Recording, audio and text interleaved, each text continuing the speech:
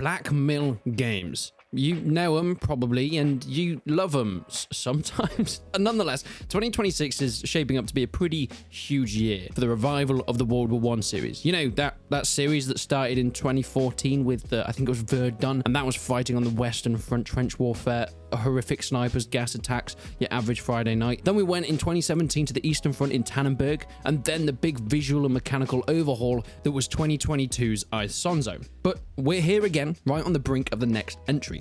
And this time we're going to Gallipoli. But before we go any further, let's actually take a look at what Blackmill themselves are saying about this game. Land on the battlefields of the Ottoman fronts of World War I. Gallipoli brings the most authentic World War I FPS battle yet, with desert warfare, beach landings, historical classes, and realistic weaponry. Yumma yumma. This is some good sauce. Actually, exactly what I think this genre needs, because honestly, Isonzo was the last proper World War I FPS that we got. Before that, sure, Beyond the Wire existed, but that game had the lasting power of Prince Andrew in an interrogation. And yeah, okay, sure. Battlefield 1 also exists, and yes, it still has one of the biggest player bases in any Great War shooter, but let's be real, that game came out a million years ago, and it's not exactly getting any new hype or meaningful new material. So we're here once again, Blackmill Games carrying the weight of an entire genre on their sore backs, pushing this massive World War I shaped boulder uphill, whether it kills them or not. And somehow, I think they still keep doing it. First of all, let's actually look at what Gallipoli is showing us, because one thing immediately sets a tone. This screenshot: poorly equipped Ottoman soldiers charging uphill, bolt action rifles, barbed wire, shallow trenches, dust everywhere. Every soldier is carrying a canteen as well, and kind of looks like they have a real understanding of where this game should be positioning itself, because Gallipoli was brutal. It was not the romanticized mud and glory Western Front, things that we've seen many times. This was heat, exposure, uphill assaults into prepared positions. There was such minimal cover and high casualties for very little ground. The World War I series has always walked that really fine line between historical authenticity and genuinely playable gameplay, and my hope is that Gallipoli just doesn't miss that balance.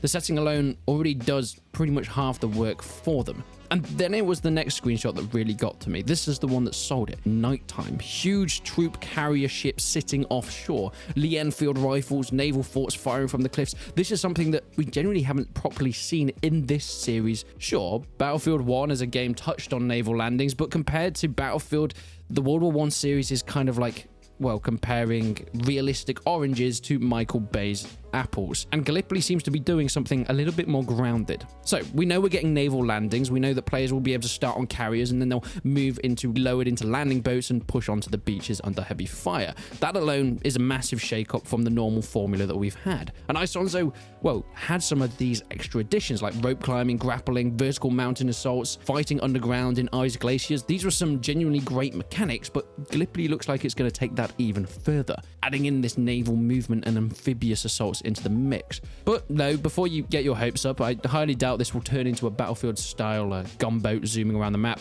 But still, we get rowing boats. It's still something, right? In fact, possibly more terrifying, the slow moving boats, as you're hoping not to get hit by a stray bullet. Then it gets onto the improvised warfare, and why that matters quite a lot. I love seeing some of these screenshots with improvised explosives, ration tins packed with shrapnel, scrap metal, fused lit grenades. Yes, you can be absolutely certain that I'll be throwing a bully beef can over the parapet while screaming admittedly dated cheers at the enemy. But jokes aside, this matters because Gallipoli was a battlefield of improvisation. Supply lines were stretched, equipment was inconsistent, soldiers made do with what they had, and then there's this thing, the plum pudding mortar, as some colloquially called it. These things look absolutely insane, and I, for one, loved them. They're one of the earliest forms of light trench mortar, actually, showing up around 1915 in the British Army, and I genuinely don't think they've ever been properly represented in a game before. They're pretty crude, they're dangerous, especially to the people manning them,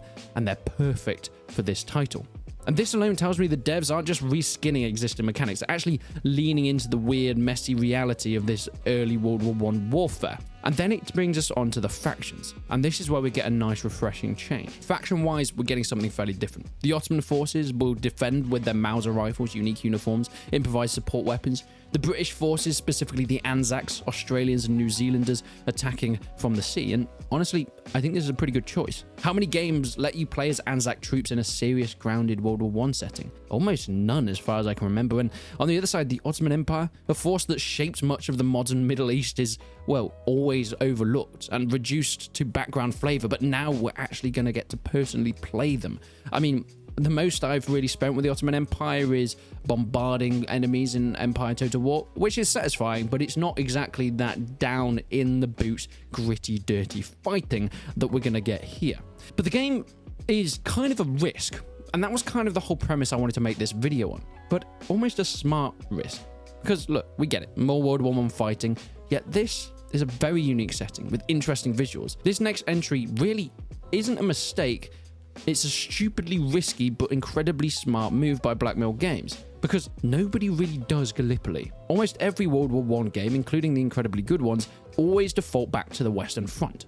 Mud, gas, trenches, misery, pretty much. And don't get me wrong, I love dancing in the mud as much as the next roast beef, but at some point, I think you want something else, and Gallipoli is trying to offer that. I mean, they even say this isn't just another World War I shooter, this is something different. And we can see that. The terrain itself does the heavy lifting. You see, the geography of Gallipoli does most of this work. Cliffs, gullies, ridges, open plains, beach landings, naval forts, urban pockets. It has literally everything. Gone are the days of endless uniform trench lines, and personally, I'm pretty excited for this. I mean, we got a slight taste in Isonzo. Let's be honest, the best maps in that game were the urban fighting ones. The mountain fighting looked great, but it could quickly turn into a sniper haven that anyone left without a scope began to feel a bit useless. And Gallipoli offers this variation without losing direction. More importantly, it might finally bring back the strongest thing Verdun ever did. Verdun's push and pull system was incredible. One side waits, the whistle blows, and everything explodes. It was an intense, directional, and narrative-driven way that most shooters just miss. Tannenberg and Isonzo kind of moved towards the more open, flexible gameplay, which worked for a broader audience, but they lost a bit of that unique identity along the way. And I think Gallipoli will be the perfect place to merge both approach, open terrain when needed, yet tight defensive lines when they matter, clear attackers and defenders, I mean that's within the history of this front, and momentum-based gameplay. If they get that balance right, this could be the strongest design that the series has ever. There's also a lot of cultural weight here. The Anzacs history is massive, especially in Australia and New Zealand.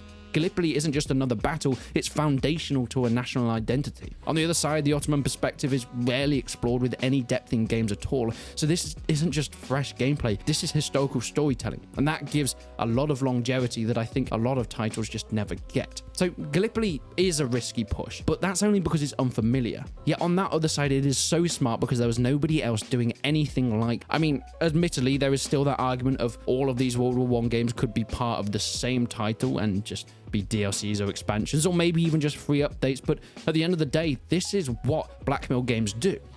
And they've been doing it for so long now that clearly something is working, and I would expect they'd change their tactic.